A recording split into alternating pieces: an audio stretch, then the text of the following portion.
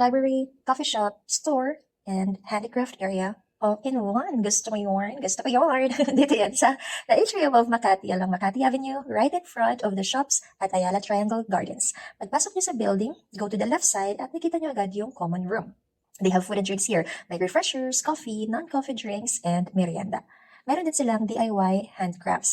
They provide the materials, tools, Wi-Fi, and assistance. Perfect to sa mga creative dates, bonding with friends, or even team building. Pero kung gusto mo lang namang tumambay, pwedeng-pwede naman. You can pay for their Wi-Fi or C charging station, or pwede ka rin magbasa-basa because it's also a library. They also have a store where different groups and individual artists sell their handmade crafts. Kung gusto nyo rin naman gumawa ng sarili ninyong mga ganchilyo, kung gusto nyo gawing hobby ang paghahabi, gusto mo yun?